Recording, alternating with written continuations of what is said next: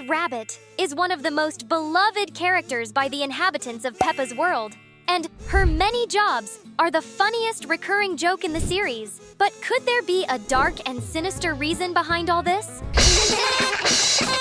We think so, and we can prove it, because there are several strange things about the rabbits, and the final reason will surprise you.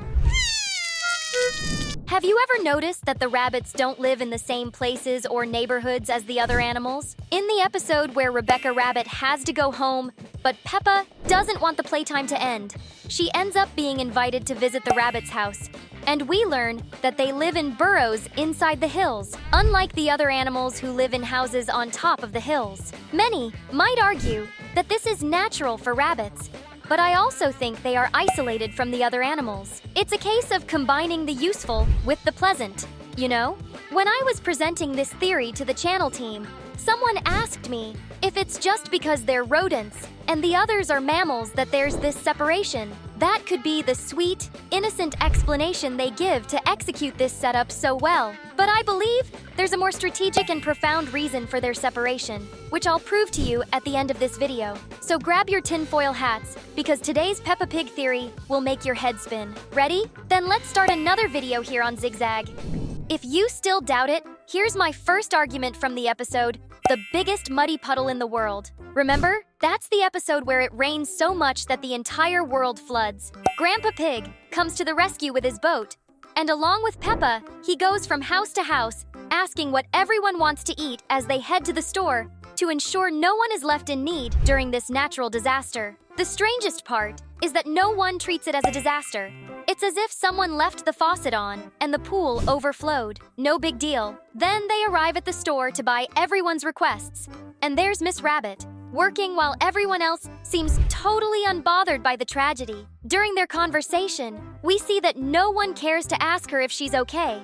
They literally couldn't care less. But remember that the rabbits live in burrows in the middle of the hills, right? And the other animals were only safe because their houses are on top of those hills. So what happened to the rabbits whose tunnels were flooded? No one asks her about this because no one cares. If there's such indifference in the face of a disaster of this magnitude, there must be a reason behind it to justify this, right? And the most incredible thing is that even with all their tunnels flooded, Miss Rabbit goes to work to help others. Or is she doing this to cover up the fact that she doesn't need to worry? Because somehow, the rabbits are perfectly fine. I'm telling you, this theory has legs, so type #rabbits in the comments to let me know you're curious to hear the rest.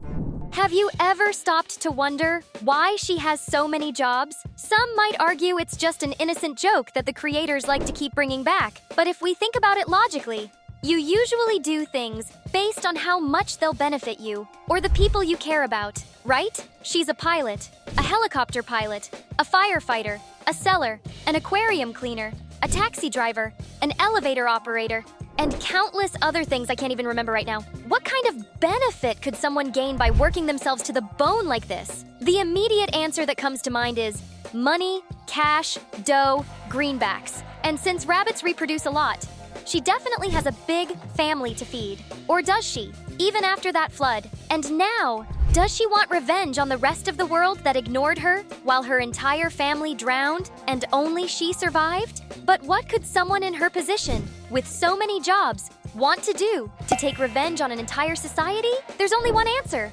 control. Think about it. Of all the jobs I mentioned, every single one of them provides something that everyone will need at some point. She handles rescues, transportation, sells food, sells medicine, all essential things for people to live their daily lives. And she's the one in charge of it all. It's genius, because when her day of revolt finally arrives, and she decides, along with the new era of the rabbits, to pull the plug on society, she'll bring every layer of daily life to a halt, because she was the only service provider around. But there's still one specific point I haven't addressed about the lack of importance they've given her. The day off for Mrs. Rabbit is the episode that solidifies her megalomaniac plan for control, because it proves two things. If you remember the episode, she suffers burnout and can't work anymore due to exhaustion, leaving several services unattended with customers waiting for assistance. The parents band together to try and cover for her, just so they don't look bad. Yet they still keep calling Mrs. Rabbit because they need her help to get her jobs done. And that's the first proof. No one would truly know how to manage without her because no one is capable of doing the jobs as well as she does. And if you remember clearly, something else important happens in this episode. The kids stay at her house to take care of her.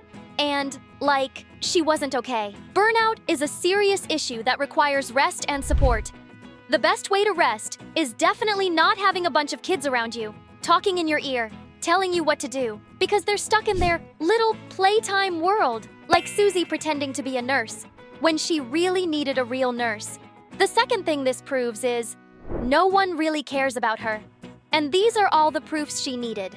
Unless that wasn't the real Mrs. Rabbit. If that put a bug in your ear, then this is the time to subscribe to the channel and click the bell to activate notifications for new videos. We've already mentioned how rabbits reproduce a lot, and very quickly, right? And we've already established how much the inhabitants of this world don't care about the rabbits. Every time they need a service, they call Mrs. Rabbit, and they always refer to her that way. They act as if it's always the same person. But what if it's not? What if every service provided is always by a different Mrs. Rabbit? It would make sense since the species of each animal is like their surname. So, in a way, it's technically correct to call them all Mrs. Rabbit, but it doesn't mean they're the same, does it? That would be like saying all Japanese people look alike, or that every Asian is Korean or something like that. It's extremely disrespectful, but instead of getting offended, the rabbits started using it to their advantage. Because their goal is long-term. And this is yet another reason that leads me to believe that all of this culminates in the big reason they're excluded, which only fuels their revenge against society in the form of control. The rabbits are all members of a cult, a secret society aiming to control the world behind the scenes through economy, commerce, and media, so that, in the end, only the rabbits remain.